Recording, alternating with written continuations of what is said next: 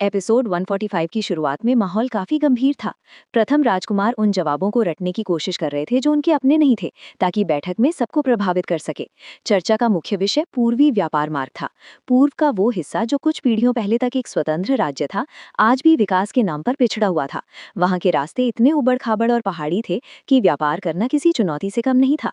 शाही आदेश पर व्यापार तो बढ़ा, पर व्यापारियों ने अब अपना खेल शुरू कर दिया था। वे पूर्व के नागरिकों के लिए सामान की कीमतें बढ़ाने की धमकी दे रहे थे और बदले में शाही परिवार से अगले 10 सालों के लिए भारी सब्सिडी मांग रहे थे। राजकुमार ने इसे देखते हुए मन ही मन सोचा, ये तो सरेआम लूट है। ये व्यापारी आखिर खुद को समझते क्या हैं? तभी सभा में किसी ने टोकते हुए कहा कि उत्तर के पहाड़ भी तो उतने ही दुर्गम हैं, तो सारा फायदा सिर्फ पूर्व को ही क्यों मिले? ये सब महज राजनीति थी, क्योंकि वहां मौजूद लोग ईवान परिवार की मदद से विकास प्रोजेक्ट शुरू करना चाहते थे। इसलिए उन्होंने उत्तर का पक्ष लिया। उन्होंने सोचा कि पूर्व के लोग तो शांत स्वभाव के हैं, वे चुपचाप सम्राट का फैसला मान लेंगे।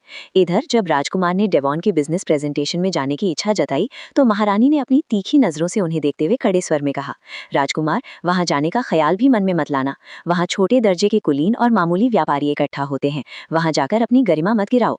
राजकुमार ने उनकी आंखों में वही पुराना खौफ देखा जो उन्हें हमेशा से डराता आया था। उन्होंने भारी मन से कहा, जी माँ, मैं समझ गया। पर उनके दिल में एक टीस उठी कि आखिर कब तक उन्हें हर छोटी बात के लिए अनुमति लेनी होगी और कब तक वे माँ की खुशी के लिए खुद को दबाते रहेंगे। दूसरी तरफ प्रेजेंटेशन के दिन डेवॉन का निवास पूरी तरह सजा हुआ था और वहां होम डिलीवरी की चर्चा हर तरफ थी। फ्लोरेंटिया लोम्बार्डी ने हाथ में बुकलेट थामे हुए बड़े आत्मविश्वास से सबको बताया, ये बुकलेट उन सामानों की लिस्ट है जिन्हें आप घर बैठे मंगवा सकते हैं। होम डिलीवरी का मतलब है आप साम्राज्य में कहीं भी हो, आपका ऑर्डर सीधा आपके दरवाजे पर पहुंचेगा। मोनाज कॉर्पोरेशन के नेशर ने हैरानी जताते हुए पूछा, क्या वाकई ऐसा मुमकिन है? ये तो व्यापार की दुनिया को बदल कर रख देगा। फ्लोरेंटिया ने मुस्कुराते हुए कहा, बिल्कुल, आइए मैं आपको विस्तार से समझाती हूँ। उसी भीड़ में साधारण कपड़ों में छिपे राजकुमार भी थे। जब किसी ने उन्हें धक्का दिया तो वे गुस्से में बुदबुदाए, धत, मामूली कपड़े क्या पहन लिए, लोग बदतमीजी पर उतर आए। लेकिन जब उन्होंने फ्लोरेंटिया को इतने बड़े आयोजन को बखूबी संभालते देखा, तो उन्हें समझ आया कि उनकी माँ लोम्बार्डी परिवार से इतना चिढ़ती क्यों है। तभी एक नशे में धुत शख्स ने वहां हंगामा करना चाहा, जिसे फ्लोरेंटिया ने तुरंत शांत कराते हुए कड़ी आवाज में कहा, आप बहुत नशे में हैं, कृपया यहाँ से चले जाइए। लोम्बार्डी में ऐसी बदतमीजी के लिए कोई जगह नहीं है, वरना होश आने पर आपको पछताना पड़ेगा। राजकुमार को अपनी बहन बेल्जा की याद आई जो डरपोक थी, और फिर फ्लोरेंटिया को देखा जो कितनी निडर थी। पकड़े जाने के डर से राजकुमार वहां से तेजी से निकले और बोले, छोड़ो मेरा हाथ, मैं खुद बाहर जा सकता हूँ। उस दिन राजकुमार को एहसास हुआ कि बाहर की दुनिया वैसी नहीं है जैसी उनकी माँ ने उन्हें दिखाई थी। एपिसोड 146 लोम्बार्डी में खुशियों का माहौल था, क्योंकि होम डिलीवरी के आते ही पैलेट और स्कॉलरशिप फाउंडेशन की सेल आसमान छूने लगी थी। फ्लोरेंशिया ने मुस्कुराते हुए अपनी टीम का हौसला बढ़ाया और कहा, सबने बहुत अच्छा काम किया है, लेकिन असली परीक्षा अब शुरू होगी। लोम्बार्डी ट्रांसपोर्ट के कर्मचारियों को बोनस मिलना चाहिए, क्योंकि जुनून से ज्यादा जरूरी उनका हक है। फ्लोरेंशिया का दिमाग बहुत तेज चल रहा था। वो जानती थी कि जैसे ही ये डिस्ट्रीब्यूशन बिजनेस सफल होगा, वो अपने अगले बड़े बिजनेस का ऐलान करेगी।